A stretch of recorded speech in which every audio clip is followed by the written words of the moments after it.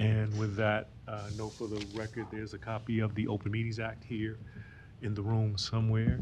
It's not traditionally, it's traditionally over there, but it's here in the room. And with that, we'll go roll call. Wade, Here. Festerson, Here. McNally, Rogers, Here. Weiss, Here. Jones, Wilkin, Here. King, Espinoza. We'll go to item 2, which is approval of the minutes from the July meeting. Is there a motion to approve the minutes? So, Motion by Wade, is there a second? Second? Second by Wise, roll call. Wilkin, Yes. Wade, Yes. Rogers, Yes. Jones isn't here, Weiss, Espinoza, Festerson. Yes. We'll go to approval of the action items. There's items A through H. Is there anything anybody needs to be removed? If not, I'll ask for motion to approve items A through H. So moved. It's a motion by Wise, the second. Second. Second by Wilkin. Roll call. Festerson, Yes. Rogers, Yes. Wilkin, Yes. Espinoza, Yes. Weiss, Wade. Yes. We'll now go to item 4 in presentations, and item A, the. Oh, okay. Item A, the Children's Nebraska Community Benefit Report. Ladies, thank you for coming. Let me share.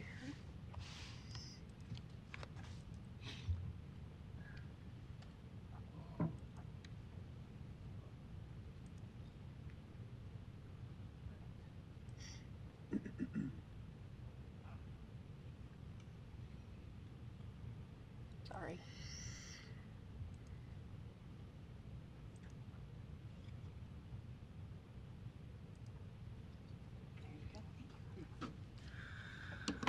Well, good morning, everyone. My name is Jen Benson. I am the manager for community benefit and engagement at Children's Nebraska.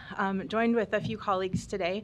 Holly Dingman, who is our director of community health and advocacy, will do another part of this presentation as we go on a little while. And then I'm also joined with Megan Connolly, who's our vice president of ambulatory services and community outreach, as well as Melanie Thornton, who is our government affairs director. So thank you for having us today. We are here to talk about community benefit and engagement at Children's Nebraska. I'm just working on advancing the slides.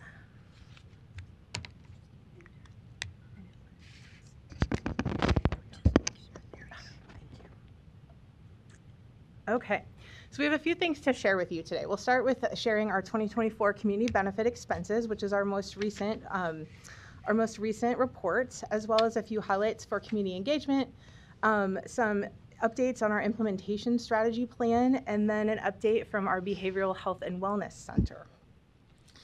And we'll start with the community benefit expenses. So in 2024, Children's had $232.9 million in community benefit expenses overall.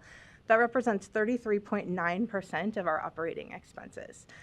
You can see here we divide our expenses to report them into two big buckets. One is broader community health, and that's where you see all of the community benefit expense categories that you would find in the Form 990 Schedule H. And that represented about $139 million of our community benefit expense, or 60% of our overall expense. And then uncompensated care is the other segment there, and that's at $93.5 million, or 40% of our community benefit expenses. For the last few years, we've seen about 34% of our community benefit expenses, 34% or so of our operating expenses connect to community benefit expenses.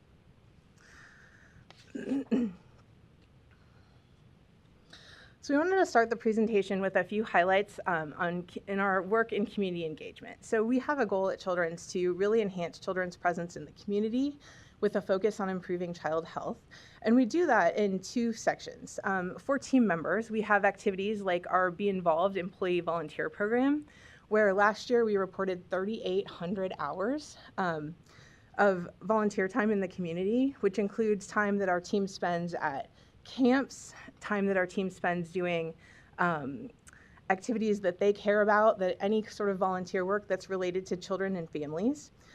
We schedule what are called community learning tours. So we actually take our team out into community to explore different organizations that provide SDOH response resources and needs. We went to the diaper bank last year, learned all about what the diaper bank does, and then we did a volunteer project there where we packed diapers.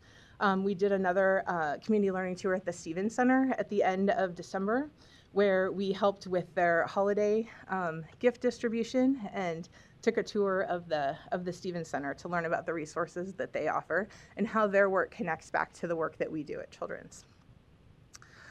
We also support our team members on boards and committees throughout the state, really, but especially in the Omaha metro area. And we bring teams in to collaborate on projects like we have action teams who work with our implementation strategy plan. We support our employee resource groups with community activities, volunteer ideas, and resources. In community, we're really working hard to deepen some of our organizational collaborations, and I'll share a few of those with you here. We are, for the first time, a part of the Regional Health Council. So we participated at first in 2025. So we helped with the current development of the current chip. And then our team distributes what we call program contributions, which are general operating funding for community organizations in town, as well as community impact grants, which we provide for specific programs.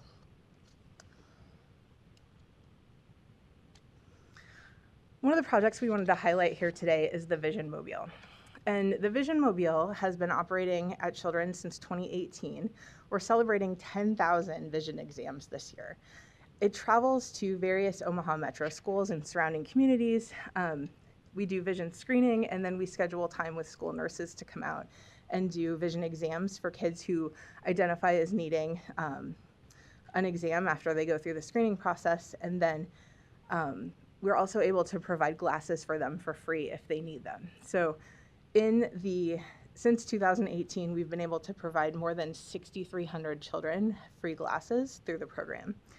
Also wanted to recognize the loss of Mike Yanni, the passing of Mike Yanni this weekend. He was one of the key figures, the key advocates for the Vision Mobile, getting the Vision Mobile up and brought to life. So you can actually see this is a photo of the Vision Mobile, and his name is on the side of it because of the work that he did to drive the Vision Mobile to bring it to life at Children's. So very grateful for him.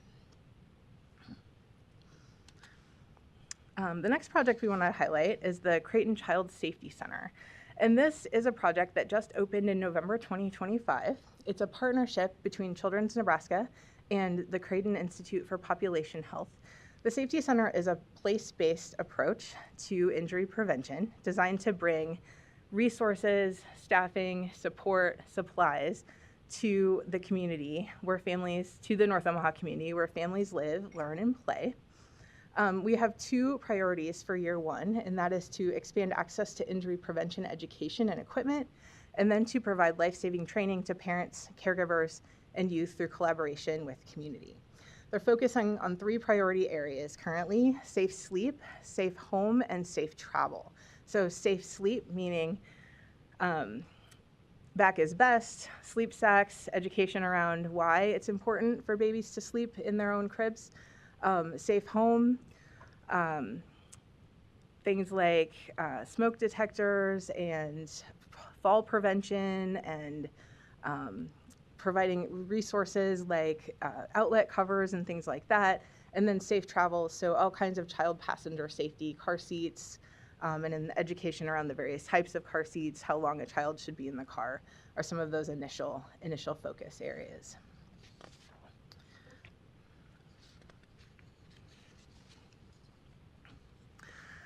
Our next slide actually focuses on the implementation strategy plan, and I'm going to invite Holly Dingman to come up and continue our presentation. Great. Thanks, Jen. Good morning, everyone. Holly Dingman, Director of Community Health and Advocacy for Children's Nebraska. The last time that we were here, we had presented our 2024 Community Health Needs Assessment data and then gave a report that we were developing the plan. This is our 3-year plan that we publish as a result of the Community Health Needs Assessment, and we finalized that plan and utilized a data-informed process to develop that plan to cover 3 impact areas. Our 3 impact areas are increasing access to care, addressing social drivers of health, and impacting pediatric mental health and wellness. So last winter and into spring, we convened, as Jen mentioned, a cross-departmental action plan, ISP action plan team of 40 members representing more than 20 departments to set the goals, assess our capacity, and decide together what the impact over the years will be. We shared that draft ISP in a poster gallery format at Children's at an event last March. We also offered that digitally for feedback, shared it with the Regional Health Council and some external partners. And our ISP was reviewed and adopted by the board in May and can be accessed on the QR code. I encourage you to open it sometime later this week or today and read our ISP. You can see that there are 5 goals that cross those 3 impact areas. The first goal is around access, so enhancing access to healthcare by removing barriers to families to obtain and find those health services. Goals 2 and 3 are aligned with our social drivers of health to develop programs and initiatives, really leveraging innovative partnerships. And goal 3, increasing access to those resources through both partnerships and technology, connecting to community-based organizations. Goals 4 and 5 address our pediatric mental health and wellness to expand access to the full continuum of pediatric healthcare for children and youth, and then fostering a healthcare environment that integrates and is really founded in trauma-informed care practices. I have 3 examples of our ISP in action that I'd like to lift up. So a highlight of work for goal 1, which is increasing access to care, is through the launch of our virtual school health program.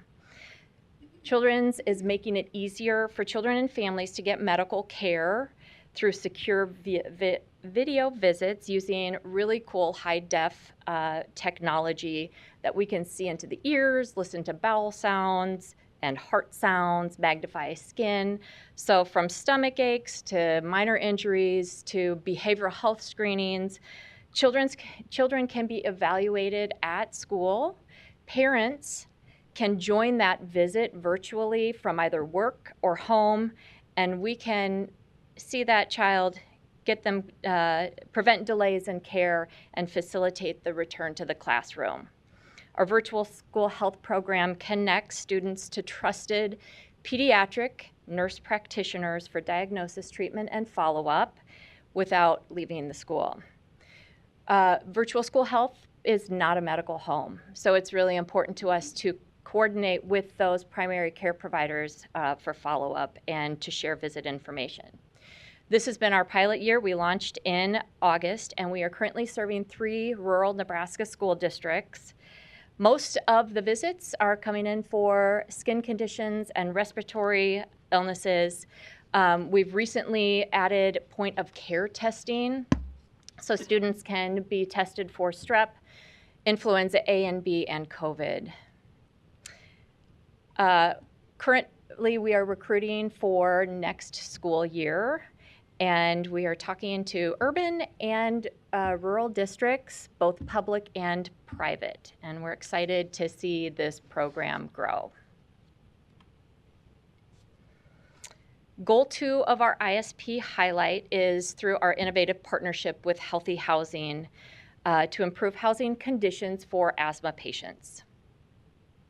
So we've partnered with Healthy Housing for many years, but this past year we worked intentionally to improve our collaborations around family referrals and enrollment into the program. Together we were able to assist 76 families to get their homes assessed, and we're talking a very comprehensive assessment. It's a 200-point housing assessment that Healthy Housing Omaha completes. And then they provide the families with a lot of education.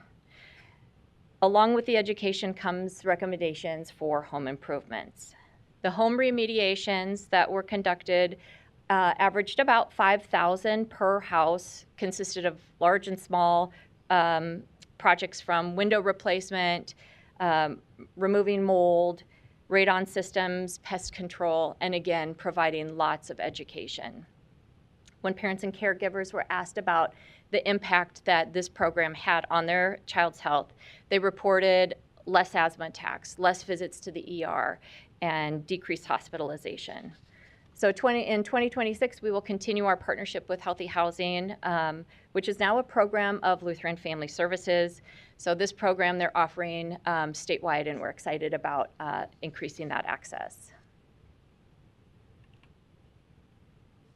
Our final highlight is around the Behavioral Health and Wellness Center, encompassing goals 4 and 5 of our ISP.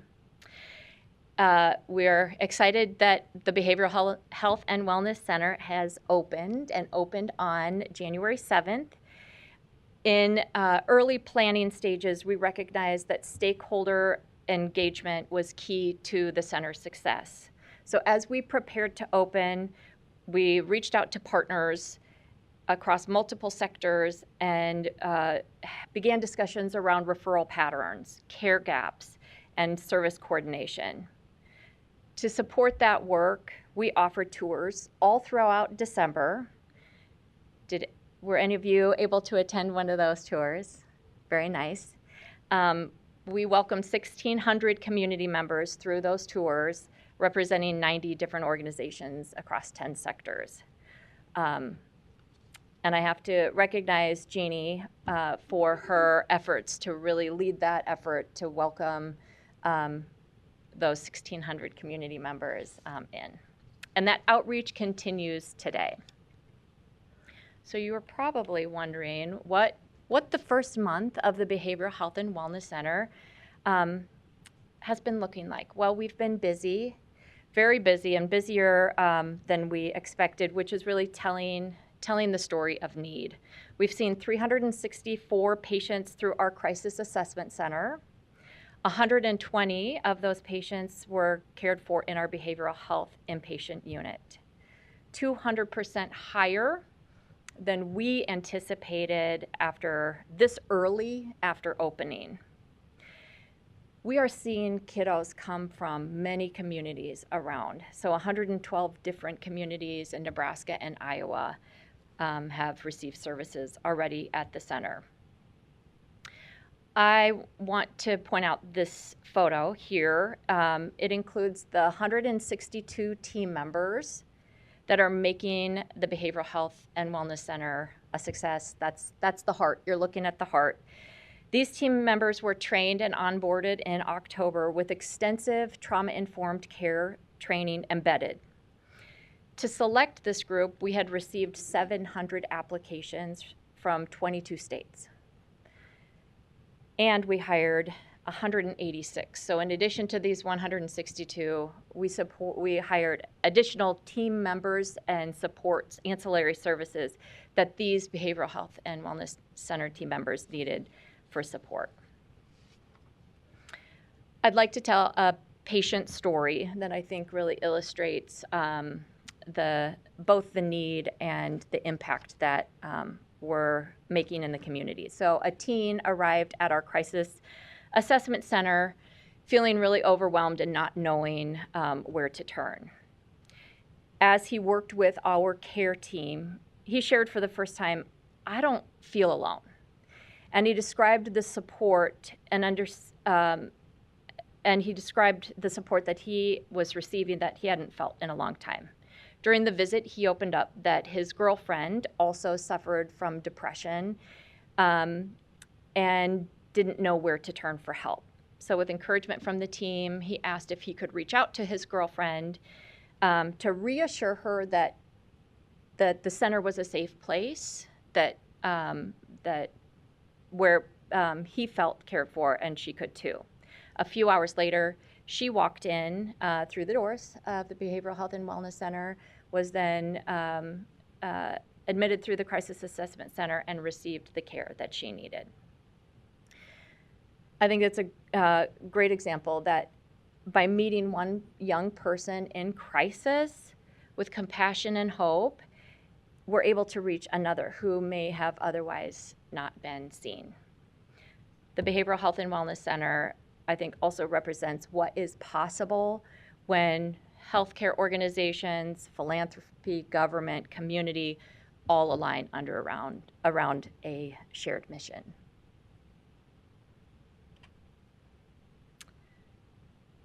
Thank you for this opportunity. We will take questions. I do want to point out our implementation strategy plan is here.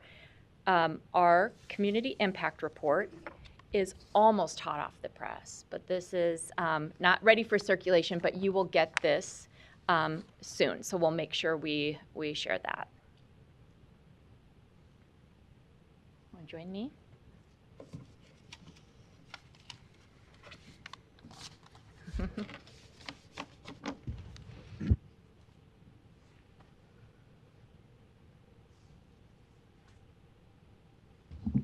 Thanks, Mr. Chairman. Thanks for that report.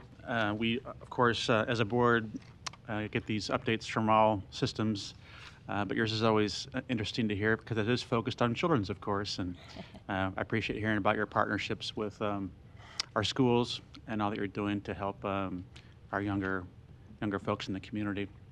Of particular interest to me is that Behavioral Health and Wellness Center. So I want to congratulate you on opening that, and I was going to ask you about your first experience there for the first month and a half, which I think you covered pretty well, but I think it shows exactly what we thought and knew, that the demand for those services is great in the community. Is there anything that surprises you in that first month and a half, or any challenges you're experiencing that you'd like us to know about? Sure.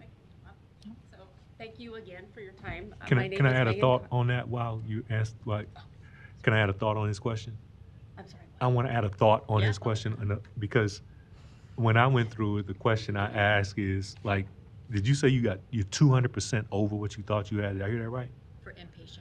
Okay, yes. but I just want to add on the councilman's questions to say, because the question I asked was it big enough?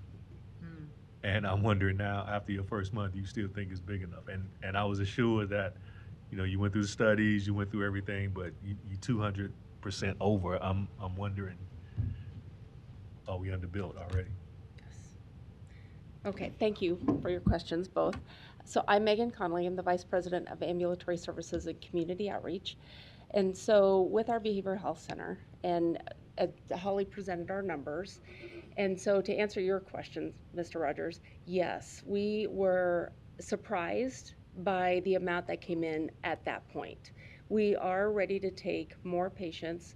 She talked about the team that we hired in our, what we're calling our phase one. So our phase one, we hired over 170 employees to support we have 24 inpatient beds open right now.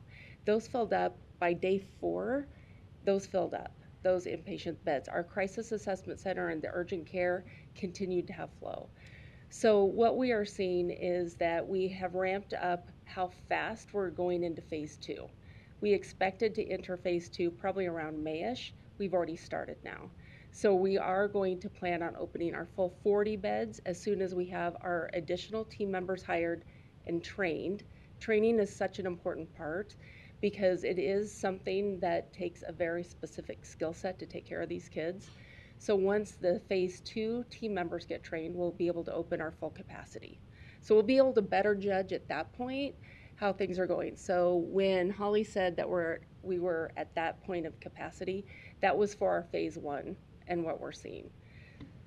Does that help? And I'm not sure if I answered your question, Mr. Foster. Yeah, I think that helps with the context there. And then any other thing you're finding that's been a challenge to you you'd like us to know about, or? Yes. So one of the things that I think that we were surprised and pretty sad about is that we expected a wide range of aged patients come in. We were seeing that a lot more of the younger kids came in than we expected. So we're still seeing adolescents in the higher age range, but to be honest, we are seeing a lot more school age and young kids come in. And that did surprise us. So we pivoted quickly and we increased our capacity to take care of those kids because they require different size clothing and everything else. So we were able to pivot and take care of them, but that is something that did surprise us. Interesting. And I know a big concern too was workforce that you started to touch upon there, in particular psychiatrists and providers. How's that going so far? We're very lucky. We continue to have a strong pipeline of people who would like to work with us. Part of it, I think, is the delivery of care model that we've instituted at Children's Nebraska. We have brought in people. We are very lucky to have our Senior Vice President of Behavioral Health, and she came in with a very trauma-informed care approach. So I know several of you were able to tour the center, and you were able to see that throughout as you toured the actual facility. The care model that is being delivered is very unique. And so I think as that word spreads, we are getting, how many states did you say that? 22. 22 states. People from all over the country are hearing about that, and we are, I'm knocking on wood, we are continuing to get a high qualified applicant pool come in. And are you finding it's primarily private insurance, Medicaid? What are your patients experiencing when they come to see you? I brought numbers just in case. So I have my notes because what we are finding, and this is January, so we have a month worth of data, 63% of our crisis assessment patients are covered by Medicaid. So we are at 63%, where children's overall, we're about 50%. So looking at our behavioral health, the crisis assessment center is 63%. The inpatient, the kids who are admitted, they're at 54% Medicaid. The rest are by private insurers. Mm-hmm. A good example of why Medicaid is important. Yeah, very, very important. Yeah, thanks for what you're doing. Could you tell me about the legal age in terms of a individual walking in when they need parental permission and when they don't? Oh, you know, I don't know if I can be as eloquent on the actual regulations. I know that anyone can walk in. When we need consent, I can get back to you and let you know. If a minor walks in, if a 16-year-old walks in and requests behavioral health, I'll have to find out what our process is for consent. So let me ask you, I'm just curious from your statement, the last statement you made to Councilman about the kids coming in and the range that you expected. Have you all seen the report done by OBNY that was commissioned by Senator Wayne? What's your thoughts on that and how this plays out for your for that round? Yeah, I Well, let me set the tone for this. Assuming everybody doesn't know about that report.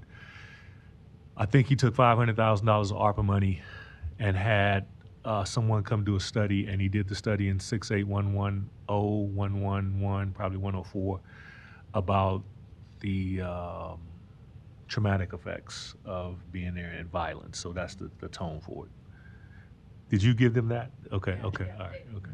yes, I did share that. I'm just curious on your thoughts on how this plays out, and particularly the kids' ages that you saw and how this plays out for this center. I can just speak for kind of community, and I think it calls us to really lean in to trauma-informed practices, not just at the center, but embracing trauma-informed practices at school and in collaborative spaces.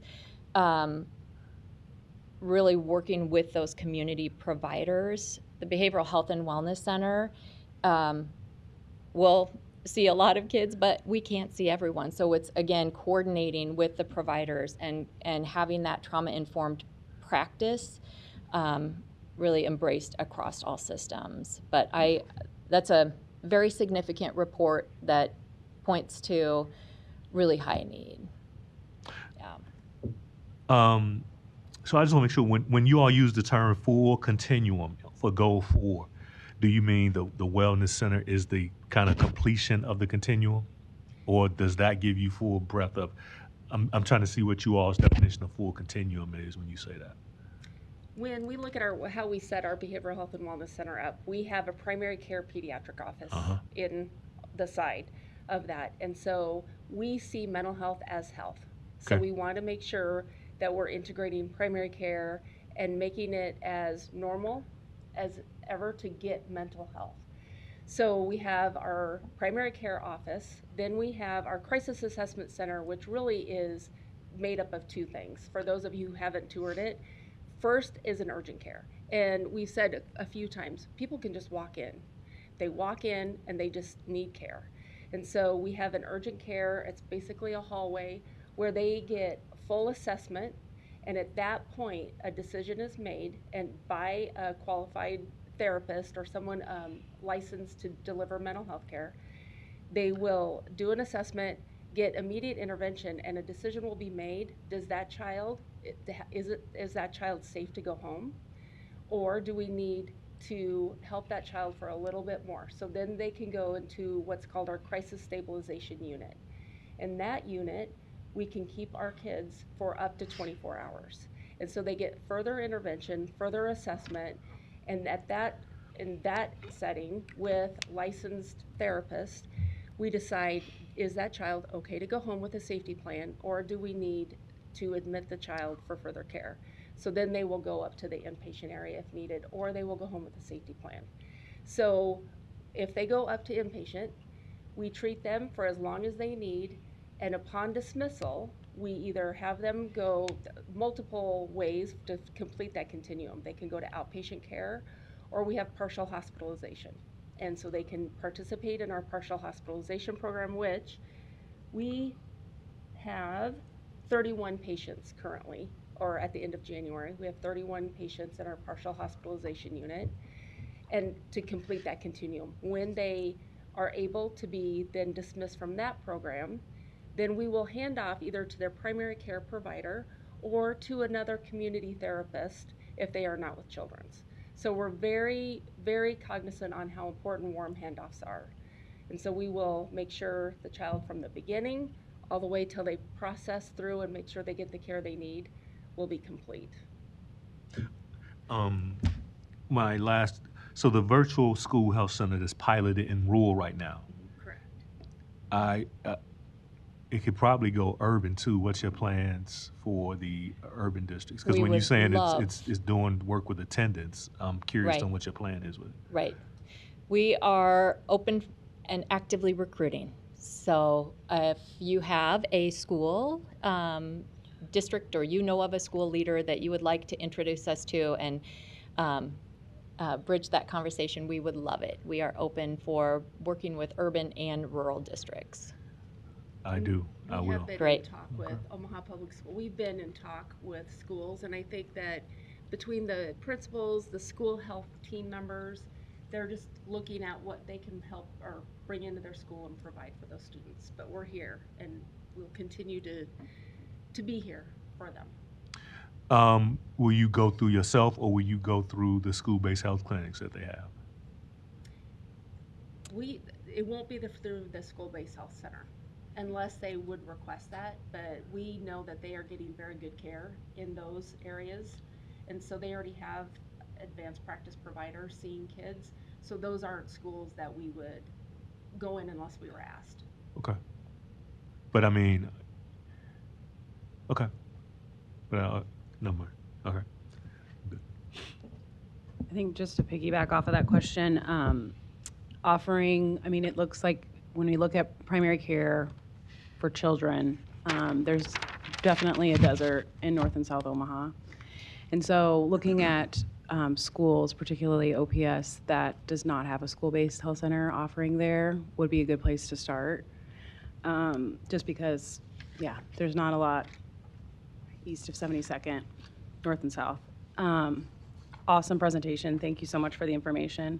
My other question is on the inpatient side, do you guys have like a hospitalist that rounds on them as well? Or what's the model for their other medical needs? And then are they also lead screened when our patients are coming in too? Very good questions. So they are not seen I'm assuming you're talking in our Behavioral Health and Wellness Center, the inpatients, okay.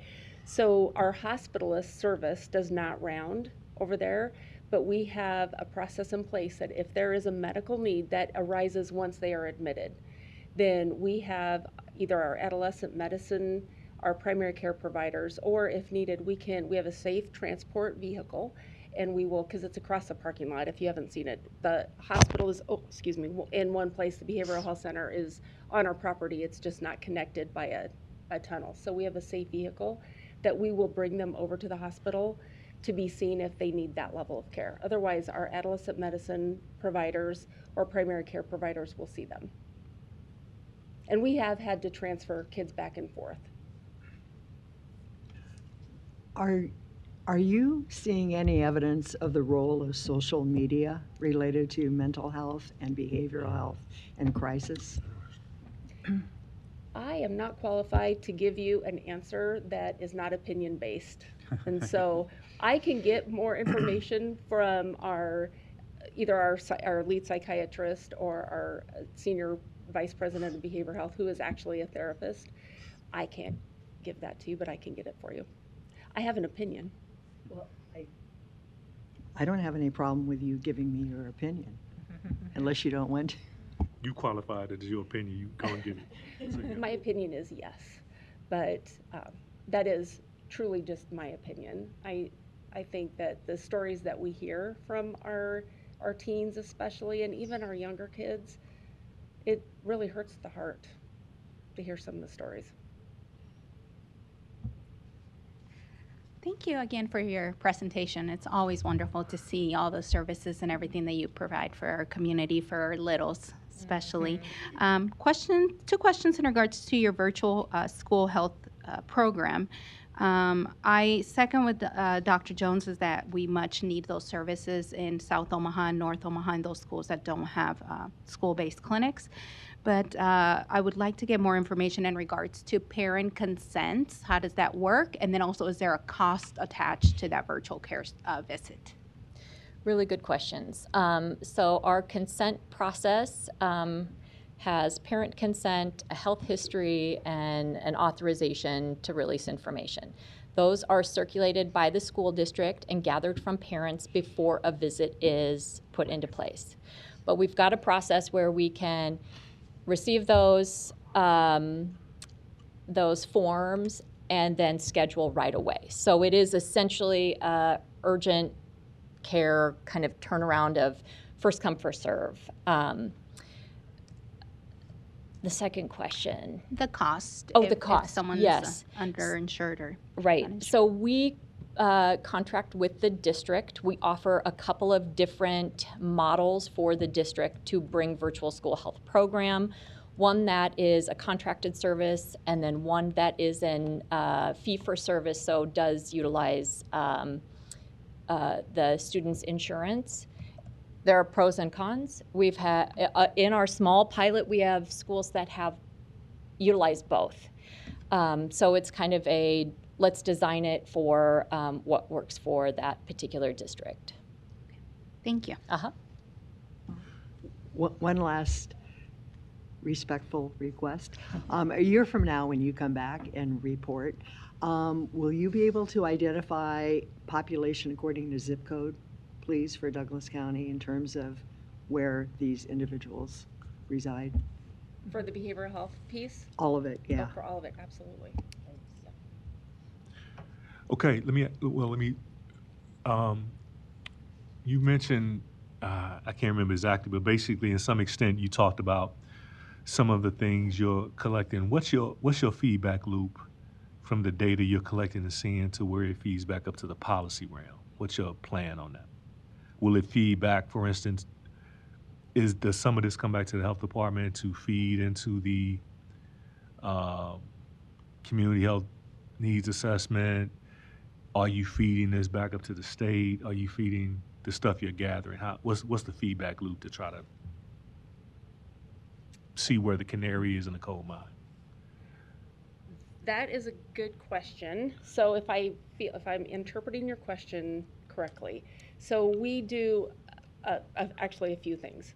So I can say with Dr. Hughes, we have quarterly meetings and discuss what we're seeing both in Douglas County and what we're seeing at Children's, and how can we help each other. Okay. And so some of the information that we gather, even from what Holly and Jen talked about with our virtual school health or our Healthy Housing Omaha partnership of these kids that have houses that have triggers to cause asthma, and we're seeing ED visits.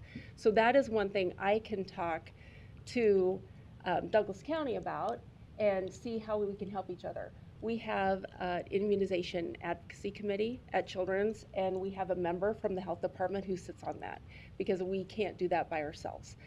We also have Melanie, who is our Director of Government Affairs, and so if we need to advance that to more of a public policy, she is very in tune to everything that is happening. Everything that was outlined today, including the behavioral health piece, she's very much involved with.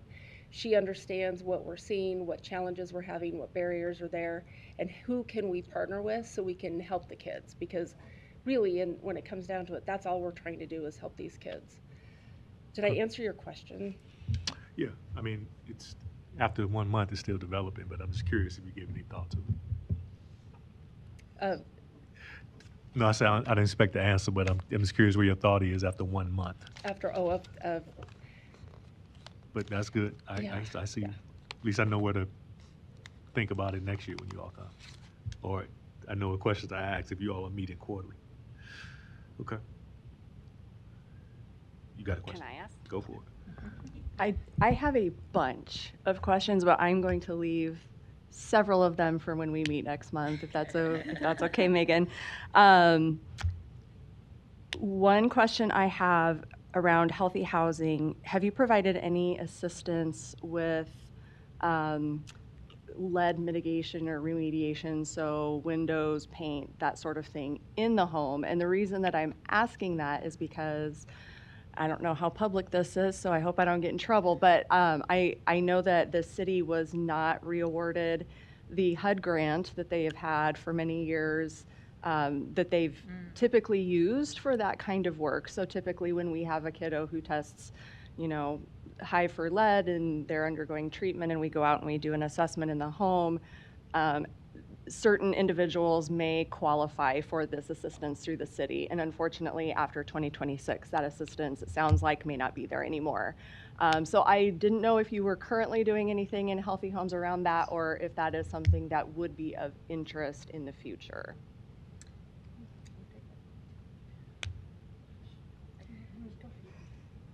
Go ahead. So as we discussed, we partner with Healthy Housing Omaha, which is now part of Lutheran Family Services. One of the assessments that Healthy Housing Omaha has always done has been lead and lead mitigation. They do education, they do anything they can to mitigate what they're finding.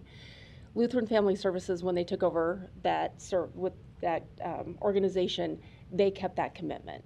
And so from a funding perspective, I am not able to speak on how that is going to happen, but their commitment is continuing to be strong, not only in the asthma part, the air part, but also how they're approaching lead and other environmental hazards. Great. One other question that I had is, what are you projecting or predicting that you might see in terms of uncompensated care costs with changes to Medicaid? Are you expecting a lot? Are you expecting things to be business as normal? What are you thinking you might see?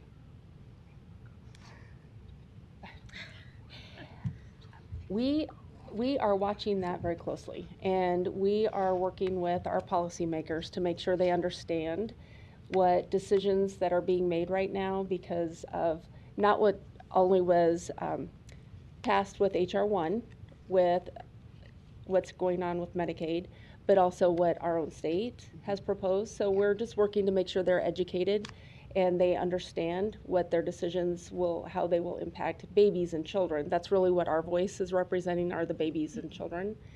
And so we are trying to navigate what that will look like no matter what decision is made. It will impact us, it will impact kids. I figured. It's always nice to hear it out loud from the experts, though. Can I make a note for you? And I don't know if you all go that far back from the presentation. I do know from when we were doing them, the question I asked Methodists when they came last month was, so you had 2018, they passed the amendment to do Medicaid expansion.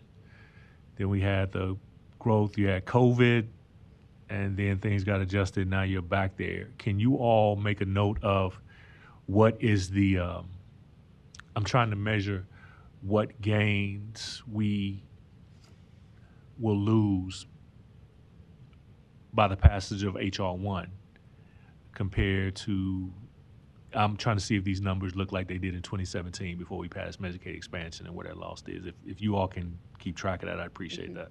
I've asked Methodist to do that too, because my thought is it's going to make itself up in uncompensated your uncompensated care piece, and I'm trying to see how much that hit is to make the case. We will be able to track that very Thank you. closely. I think we're good. Thank you. Let me say, you all's presentation is always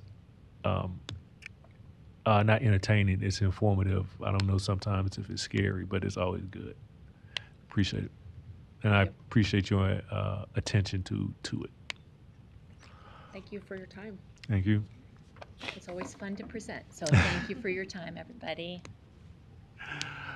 With that, we will roll into item B and the Environmental Health Division report. And I appreciate you all for your patience having to be carried over from last month. No problem.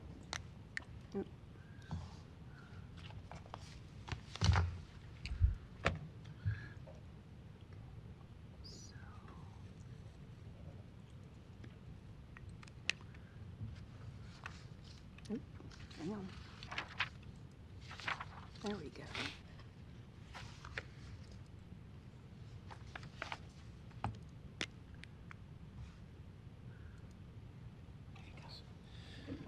Good morning. I'm Eric Bradley, Division Chief of Environmental Health. I'm just here to give you a quick overview of some of our accomplishments from 2025, and then also some goals we have moving forward. So our EH division is broken into 4 sections: air quality, sanitation control and sanitary engineering, food safety and compliance, and lead poisoning prevention. First I'm going to talk about is air quality.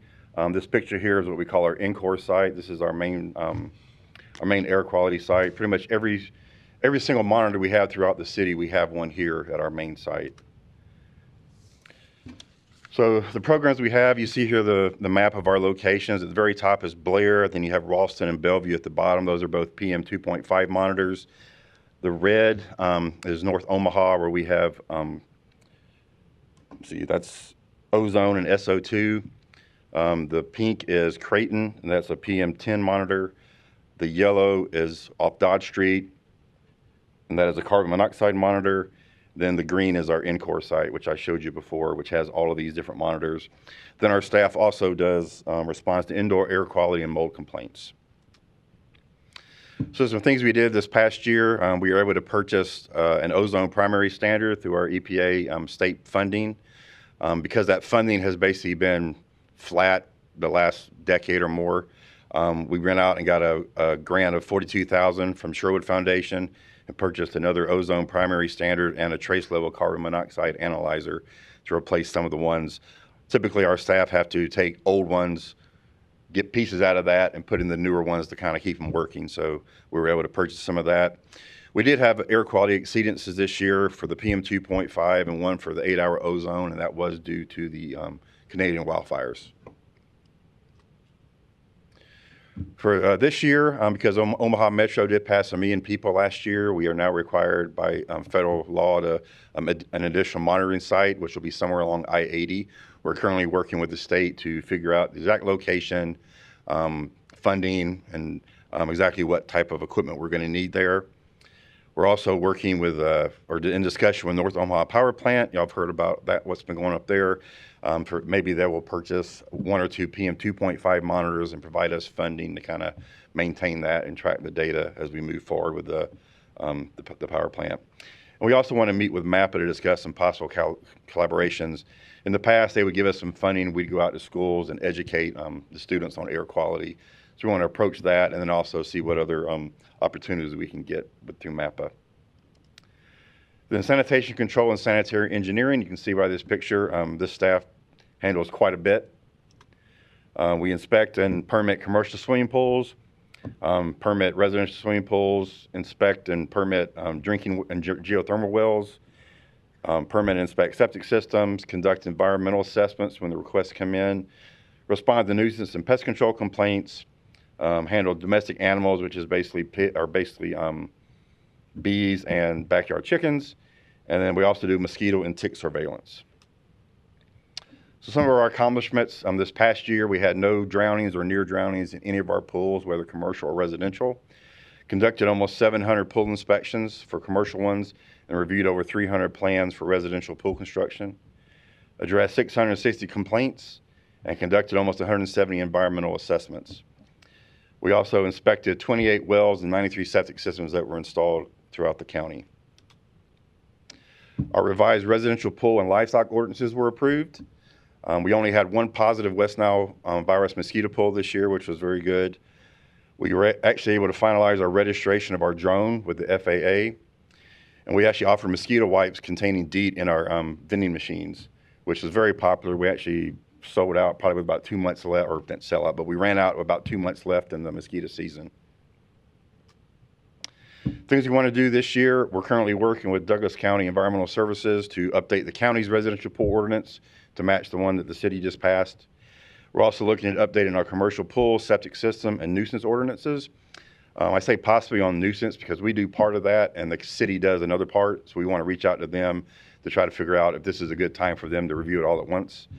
The septic system one is we've already kind of reviewed as part of the plumbing code. So the plumbing inspector is basically doing a draft ordinance right now. As soon as we get that final draft, we'll bring it to the Board of Health for approval before it goes through the rest of the city's process. There was only 4 or 5 little minor changes for us on the septic one. Commercial pool inspections will switch from paper to electronic. Our county GIS has been working with the state for us to get access to use their database. The way we've been doing it, we write the inspection up on paper, come back, scan it, email it to the state, and the state enters it into the database. Now we'll be able to do it all from the field. Working with the city plumber and the Douglas County Environmental Services on some issues we've been having with some of our pools, residential pools. Time we get the pool permit, they've already got the pool being built. They've already got the plumbing permit, so we're trying to work with him to figure out, all right, you can't get a plumbing permit until you have your residential pool permit. Same thing with our septic, which he even says sometimes he'll get a plumbing permit for a house or for a system, and the house is already being built. So there's still some issues where people are getting through without following the pattern for the process. So we're working with that. We're also going to be working with DOTComm and Grant Street to do some online payments for all the permits for this section. And then we hope to launch our drone. We've been working on that for a while. FAA treats a drone pilot just like an airplane pilot. As for me, I'm on a very small amount of blood pressure pill. I cannot be a drone pilot because of that. So we've had some issues with the 2 people we had pass the pilot drone originally. We had a new person who just started. She's passed it. We have one of the other pilots who's about to go back to get his medical clearance, and hopefully this spring we'll be able to do an actual launch and then use it to do some larviciding this year on the mosquito program. Basically, you have to be like an airline pilot just to fly a drone. So any medication that might impair you from flying a plane, they don't want you flying a drone either, which we did not know that originally. So food safety and compliance, that's your brick and mortar, basically your restaurants, grocery stores, convenience stores. We also do child care facilities and schools, mobile food trucks, a bunch of temporary events, farmers markets, the new food handler training, Cultivate, which is our education and outreach program. Also investigate foodborne illnesses, complaints, handle cottage food, and address illegal vendors. So last year we conducted over 6,200 inspections. 4,200 of those were routine. Conducted 157 follow-ups, 346 mobile license inspections. This is when they come to get their initial permit for the year. Over 1,500 other inspections were temporary events, farmers market, child care, and the summer feeding program, and investigated over 370 complaints. Cultivate, we consulted with 59 different food establishments and responded to 41 interpretation requests. Oops. What should I do? There we go. The state also adopted the 22 FDA food code, which we adopted in our food ordinance, which is also approved. We worked with DOTComm, Grant Street, and our own finance department to get the food handler training developed. Our Inspect to Go company we hired to do our inspection software, they completed the development of that. We had a $16,000 retail flexible funding model grant from the National Environmental Health Association to work on meeting the 9 FDA voluntary retail food standards. And we began using some software that the city has to ensure efficient and more timely certificate of occupancy inspections. Before, it was all being done by email communication saying, hey, we're doing a certificate of occupancy, we need you to do it. Now we have that access to that software, so we do it, we can enter it right there in the field, and the city knows that we've approved it. So just some more efficiencies we've been working on this past year. Eric? Yes. What's Grant Street? That is basically what the county uses for the online payments. They're the ones that do the credit card payments, so they just work with DOTComm very closely for that part. So for this coming year, our new inspection software has already gone live. We started that first of the year. The online applications part will roll out later this year. Our new grading system is also live with online posting to roll out in a few months. The Inspect to Go is working with our GIS department to get that all figured out. So we're still a little ways away from that. But after 6 weeks of running this system, we have not had any managers or owners call us with any kind of questions on the grading system. Our staff have been explaining it while we're out there, the difference where it went from, excellent, that rate to ABC, that one now. The online food handler training in English and Spanish went live January 20th. As of this morning, we have just 1,603 people have signed up for the training, and 1,271 have completed at least one level of the training. So it's moving forward. We're not quite where we need to be because estimated we have about 40,000 food handlers. We're not marking this or the Certified Food Protection Manager as a violation until July 1st. We're just continuing to do educational outreach now. We were doing it last year too, but we're still letting people know, hey, you need to have your staff go through these trainings. Working with the food establishments on compliance. We need to relaunch Cultivate. We had one of our regulatory inspectors leave last fall, and our Cultivate inspector moved over into that position. So we hired his replacement basically at the end of the year. That staff person is now going through all the food training. They're already doing some of the interpretation, but we haven't really got Cultivate up and going. Hopefully in the next few months, we'll get that back up and running and make a good push to go out there and make that a little more well-known. Right now, we're just focusing on the restaurants we're having issues with to kind of help bring them into compliance. Then our legal vendor task force, which right now is basically just internal staff talking, kind of keeping a track of who we've seen, where we've seen them, and kind of moving forward that way. Lead poisoning prevention. Several programs, interior lead dust, which is basically if they've had any soil remediation done by the city, we'll come in and do dust wipes to see if there's any, the house has been cleaned properly. Environmental lead risk assessments, that's when we have a child with an elevated blood level. If you live in a home that's pre-1978 and have a child that's under 7 years old there, we will come in and do an inspection at no cost. Then we're also, any kind of mitigation that's been done, we'll come in and do a clearance inspection for owner-occupied dwellings. Then we provide test kits for lead water testing in schools and child care facilities. So this past year, we screened over 16,000 children for blood. That was a over 14% increase from 2024. Our goal was 5%, so we almost tripled that. Our number of EBL cases was down 11% from 2024, although we did have 3 that required chelation. Reached over 14,000 people at 187 different local events. Conducted 333 actual lead inspections. Conducted 101 interior home visits to provide HEPA vacuums. Received a $30,000 capital grant from the Sherwood Foundation to purchase a lead analyzer that not only does paint, but also does spices. So we can test the spices. It'll give us a yes or no if it has lead, and if it's yes, then we ship it to a lab to have it actually determine what the level is. Provided 12 lead care analyzers to 5 clinics in the Superfund site. That's the one where they can do a capillary test, and within 2 minutes they can determine if there's an elevated blood level. GIS created an internal map which shows our location of our inspections for our staff, so we can click on that location, has all the history of that property, and we can go in and update everything that we're doing, so everything's in one place instead of going to just the old filing system. And then we conducted 14 presentations at local events. For 2026, we want to increase blood low screenings by 5% again. We're currently reaching out to community partners. We have a survey asking several questions about a draft lead ordinance. Currently, the only lead that is actually mentioned is in the nuisance ordinance, and it's just one blurb. So we want to kind of create an ordinance. We've got a QR code when we go out and do EBL inspections or any other inspections or outreach. We have this survey available. We've already as of this morning, we have 36 responses, and it's been out there about 2 weeks. So we're going to try to pull this all together as we have a draft ordinance. We want to add this to it. We'll probably speak with several of you and several of the city council before we actually bring it forward. We just want to get all our ducks in a row before we do that. But hopefully later this fall, we'll have it before the Board of Health for approval. We also want to take the consumer products and spice testing results and publish them on our website. We have some old stuff, and then with some new stuff we're doing. Right now, we're working with GIS to get basically the same categories all there so we can put it on there. So if we go out to a home, we test one. If it's the same lot number, we won't retest it. But if it's a brand with a different lot number, we'll test it and we'll put it on there, whether it's good, safe, or what the lead level is.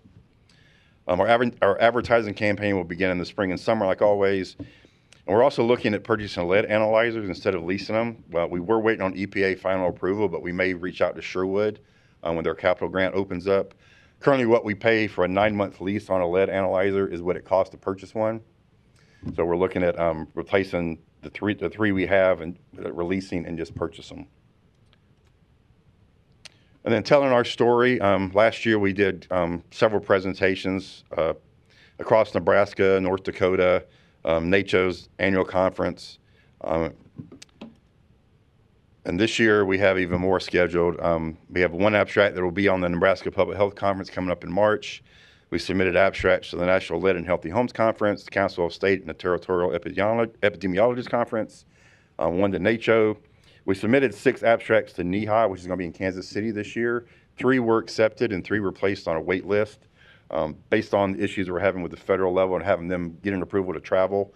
With those other 3 that are waitlisted will probably be on the agenda as well. Then we'll also be submitting abstracts for the Nebraska Environmental Health Summit, which will be coming up this October. Any questions? Did I see an article in the World Herald about restaurants 2 or 3 days ago in terms of not being in compliance? Yes, we put out our list usually in February. We've done 2 lists because the first list didn't get it down far enough. We were about 190, I think, originally. And now I think we're down to about 100. We are going to start, hopefully, we had some issues with the payment process. What they were giving us is about 2 days behind, I think. So we were kind of still seeing what comes in, but we're going to start calling the remainders and remind them, hey, you need to get in here and get it paid. Then once we get the list down far enough, we'll go out and start doing closures. As I was talking with Mr. Wade earlier, once that starts, word spreads, and then everybody else usually comes in and pays.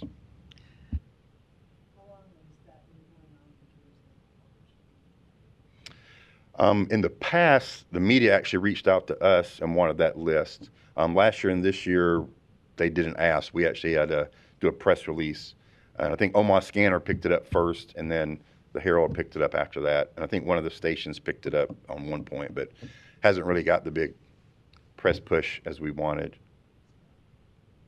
What's that? Well, same with our food handler. When that launched, we put out a press release, and it didn't really get picked up by the media either, which is probably one of the reasons we're a little low on what we'd like to be with the trainings.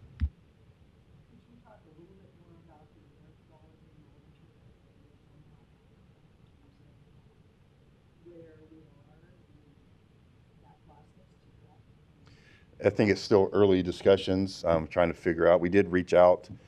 They do seem interested in working with us to do that, because right now the closest one we have is Creighton does PM10. That's fairly south. The one in North Omaha just does ozone and SO2. Really need a PM2.5 monitor up there to figure out what's going on. We've also brought up the point, if we don't get PM2.5 monitors, we might reach out to some partners and some of the nonprofits there in North Omaha to get some purple air monitors. They're not regulatory level, but if you get enough of them spread out, they can tell you when something's happening, and then we can investigate a little bit more. So Is there any kind of legal pressure on the North Omaha Power Plant to provide a monitor for their, I suppose not, because of all the stripping of the EPA? Oh, I know in the original agreement, when they were working toward this, they were supposed to purchase purple air monitors for some of the groups around there. I think the only one or two that were there were actually purchased by some of the community groups in the area. So I don't know if there's so much pressure, but they do seem to be open to working with us on doing something. I think from the conversation I had with a board member, based on the last action, there is some conversations that's happening, and so we just need to see how they develop with that, because from the letter Dr. Hughes wrote, she gave some options. I don't know how far they are in there, but I know somebody's thinking about it. Yeah, I can tell you, I've had a couple meetings with Craig Moody and some others from the board there, and there does seem to be interest in purchasing those, at least one continuous, which would be situated where our other monitors are. It would be kind of in that same configuration, which would give us, I guess, more official PM 2.5 monitoring, since we don't have that up there right now. To my knowledge, there's not legal pressure per se. It certainly was in their previous plan when it was extended the last time to purchase some kind of monitoring equipment. I am not privy to that. I don't know what conversations might have happened internally about that.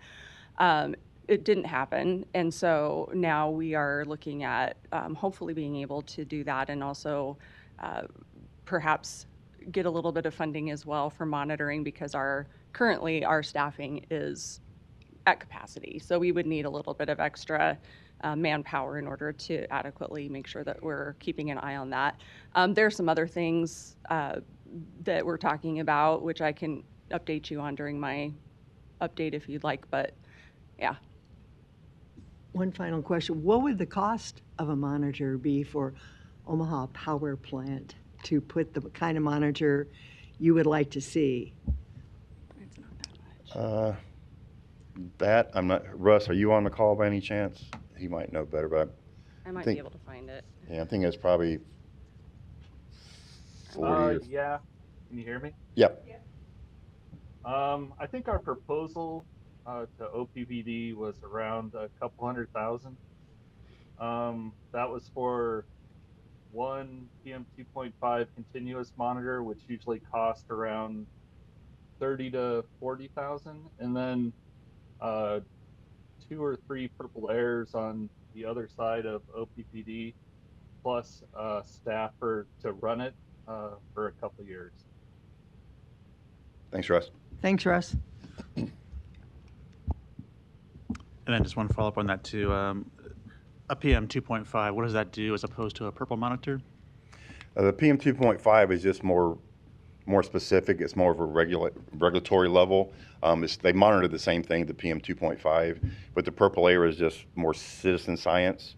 If you have enough of them, you can't take legal action based if there's an increase on something, but it tells you something did happen in this area at that time, and you can investigate more on it. There are several areas around the country that have these purple air monitor groups that were fighting with the city or some businesses that now that they've got these units set up, even the ones nothing happened is what they used to say. Now they can, oh yeah, we had a release of this or something. So it has brought the community more together where they're in discussions and not just kind of pushing off the.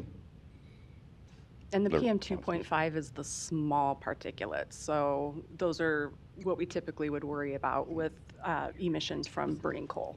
Yeah, okay. Well, it seems to me that'd be a good idea. So that's something I'd support.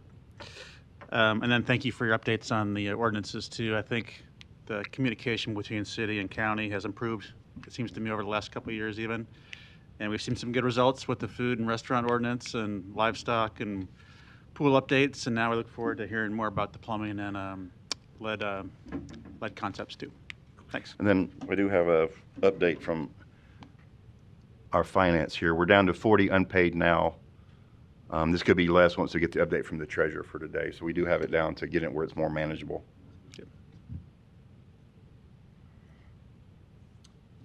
Appreciate it. Thank you.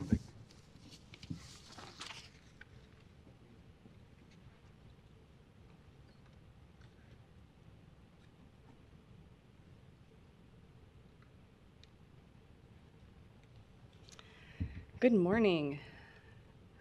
I have a whole list of updates for you today. I am going to start with just kind of hitting some highlights from some of the reports that you already have in front of you that I kind of wanted to bring further to your attention. First of all, I wanted to just talk about Credible Mind, which is our platform that we launched to really give people in Douglas County additional mental health resources. And we did see an 8% increase in January with the use of that, so 643 users.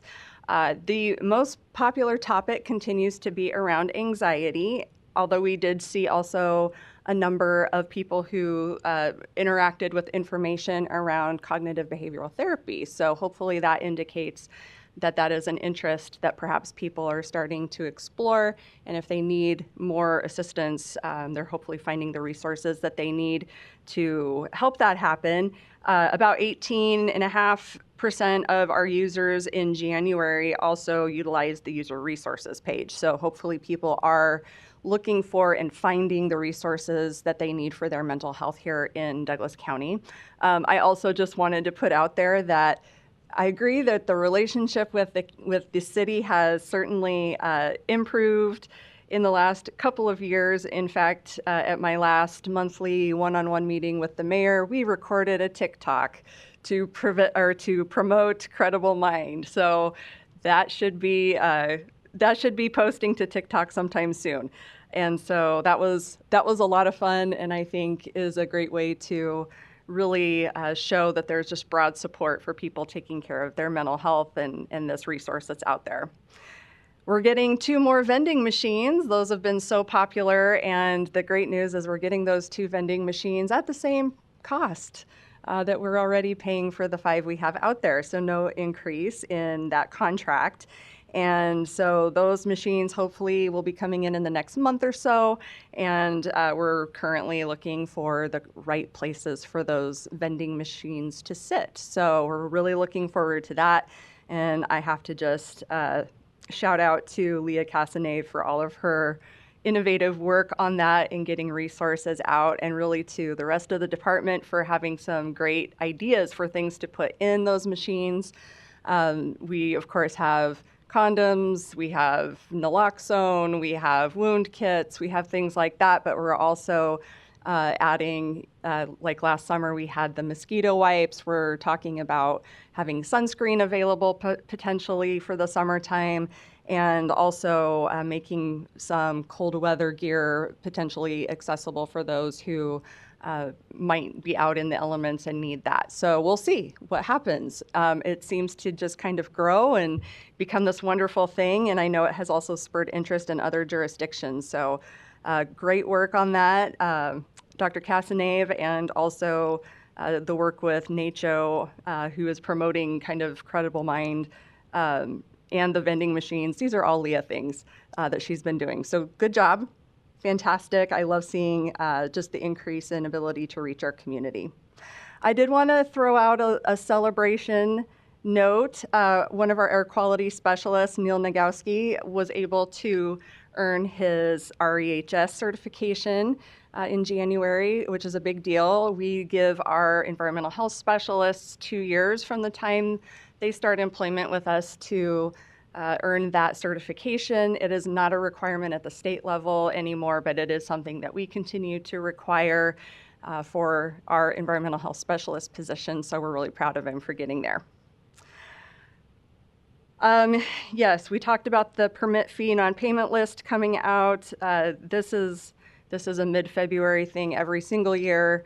It is not my favorite part of the year, as you know, typically it does cause a little bit of consternation out there in the community, but ultimately we get there, and we will continue to work with our restaurants and other associations out there to get their permits taken care of. So it was good to hear that we're down to around 40 or maybe even less. That's fantastic.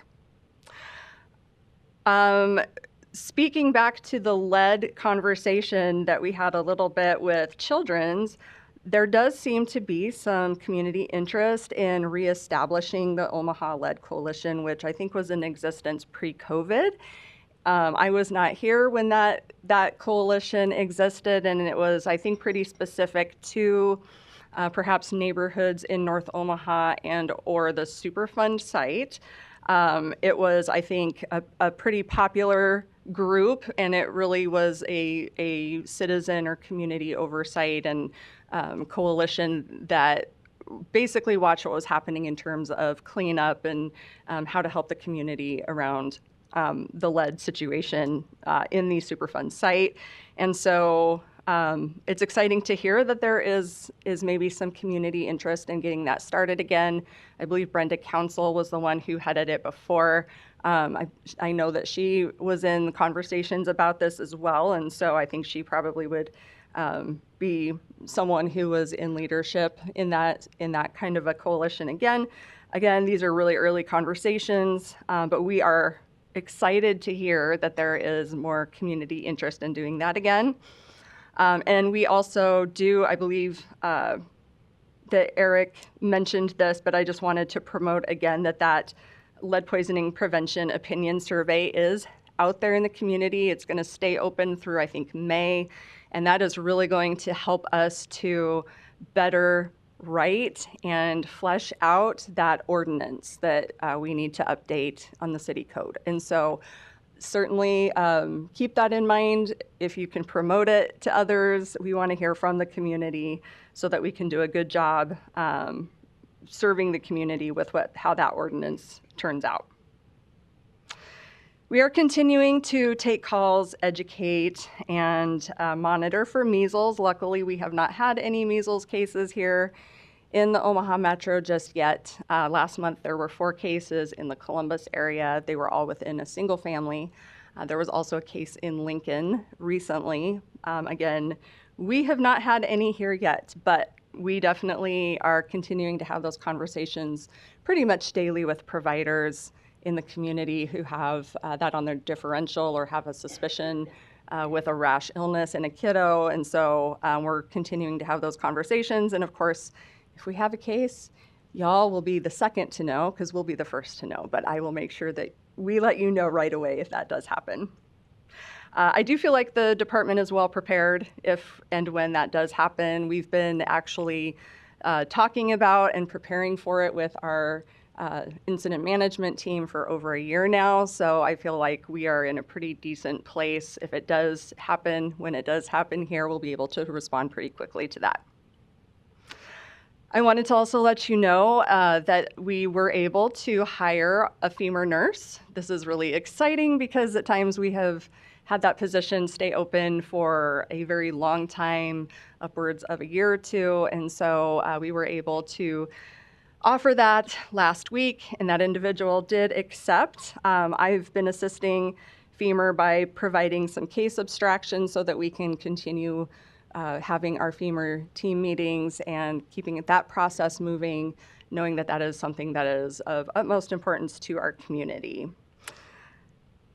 We also have a Healthy Horizons prenatal project that is underway right now. That is basically a pilot project, if you will, that several communities are undertaking around group prenatal support.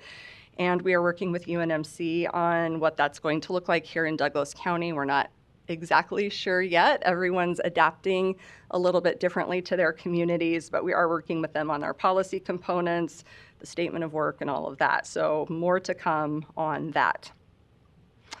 We were also able to recently wrap up some focus groups with the community to identify community needs around maternal child health policy to drive better outcomes in our community. So if you remember the Change Labs project that was undertaken with the board's equity committee, this is the second project that has come out of that. And so really we're looking at maternal child health outcomes, especially in our North Omaha area, knowing that our birth outcomes there tend to be quite a bit worse than in other parts of the community. So more to come on that as well, but I did want you to know that there was progress being made in a second project with that. We were also able to hold our first Regional Health Council Executive Board Leadership meeting. So as I told you last month, we were able to select an executive board of 3 individuals to basically provide some oversight since that group has grown significantly over the past couple of years. We had that first meeting just a couple of weeks ago. Actually, it was just a week ago, and laid out logistics for completing and disseminating the chip, which you should see mid-March. Leadership team building, which we think is going to be really important since this is kind of a new group. And just really figuring out what the future of the community health assessment will look like. So we may be looking at a different model. The past ones that we have done, at least since I've been here, have all been based on the Hospital Association's community health assessment model. I personally would love to see one that engages the community a little bit earlier in the process. So that's something that I'll be bringing up in that group, but we will hopefully be having lots of good conversations about potential models going forward, and we'll keep you apprised on that. Next week, I'll be participating with the city's Vision Zero Executive Committee, and I'm really looking forward to that. So that's a city effort to really bring down traffic-related deaths to 0 in the community.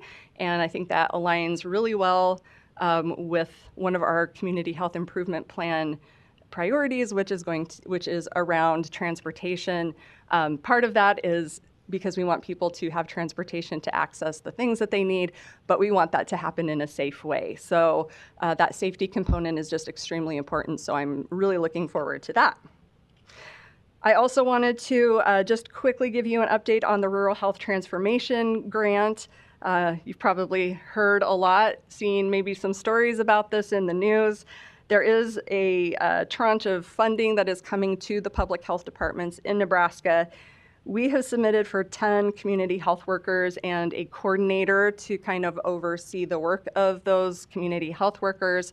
What that will look like in practice in terms of where all of those community health workers will go, we're still fleshing out. But I wanted to at least let you know that is moving forward. It's been a bit of a process, and I think that DHHS has their hands full with this grant and the size of funding that they're getting and kind of the requirements federally for it.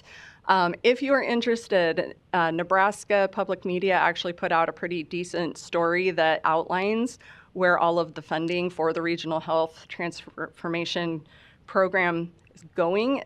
There are a lot of different areas that this is touching, and so I would encourage you, I think it's most easily laid out, easy to understand format I've seen yet on that, so I'm just promoting that as a good source. And I think that is it for our updates. Do you have any questions at this time? Any legislative bills? We've got lots and lots of legislative bills. I am keeping my eye on the time, though, and not wanting to put you over too far. I can give you just a very quick update on a couple of ones of interest, if you will. So LB 203 did pass. It's already been signed by the governor. LB 203 was Senator Kauth's bill that placed additional restrictions on health department directors in their ability to issue community-wide DHMs. That really what came of that particular piece of legislation did not impact us so much as it did Lincoln Lancaster. So it really focused on language changes around city-county health departments. Really didn't change anything for us locally in terms of our process. So we were able, NALID, I should say, was able to work with Senator Kauth to improve some of the language in that bill. So we were very happy to have that ability to collaborate and make it a bill that took into account compromises on both sides. So that did pass. I think there have been efforts for that for a good 6 years now, and so it wasn't necessarily a surprise to us. LB 843 addresses SNAP benefits, and I did shoot you all an email with my letter of support just so you could see that. I intend to submit that later today. Just has to be in before 8 o'clock tomorrow morning. So I will be doing that when I get back to the office. And we definitely want to see SNAP benefits going where they need to go for the people who need to who need those benefits. And the hearing for that will be on Thursday afternoon at 1:30. One other really great update is that Senator Hardin in the Health and Human Services Committee, he's the chair, was able to prioritize LB 913, which is the community health worker recognition bill. So essentially this bill would allow for DHHS to endorse programs that train community health workers.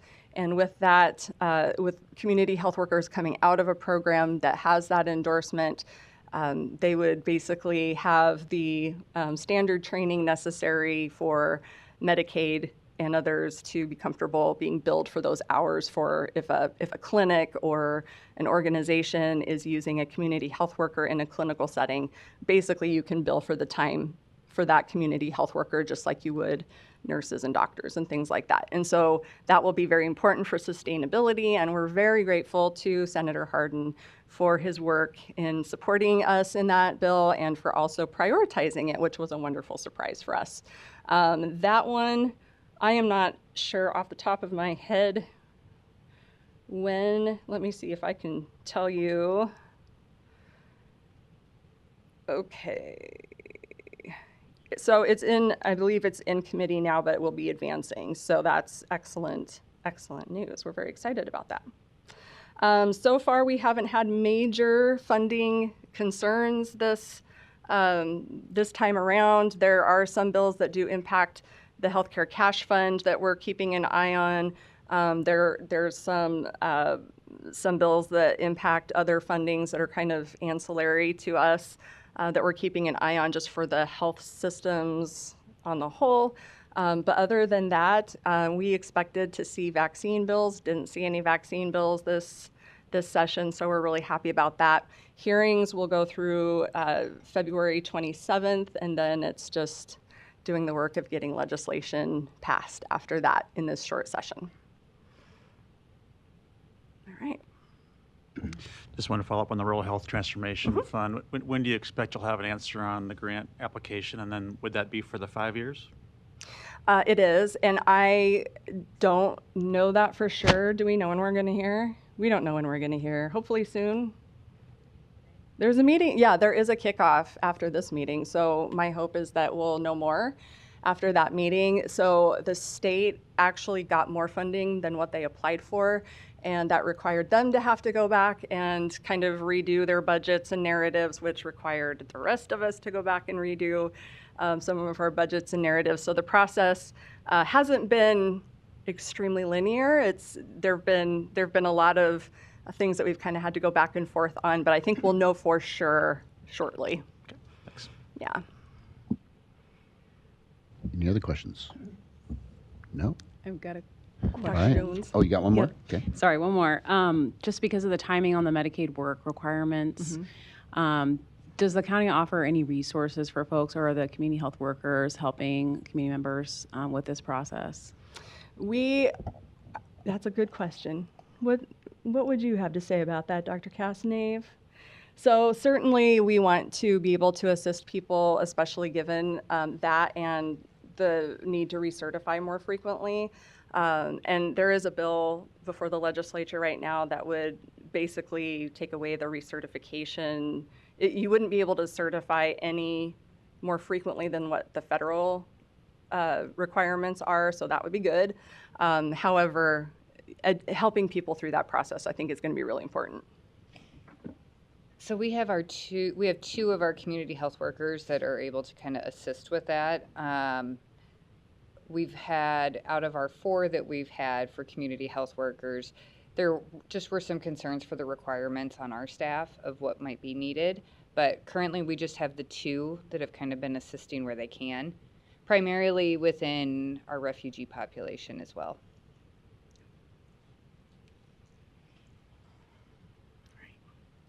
right. Any other questions?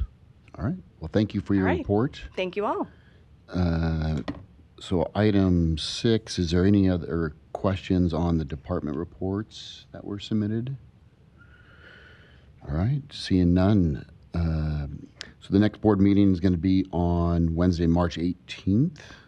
And then the committee meeting on the fourth Monday of the month. Next meeting is scheduled on the 24th. No need for executive session today. So can I get a motion to adjourn? Second. Second? Who was the second? Okay, sorry. Okay. Wade, Yes. McNally, King, Festerson, Jones, Rogers, Espinoza, Wilkin, Weiss. Great. Everybody have a great Wednesday.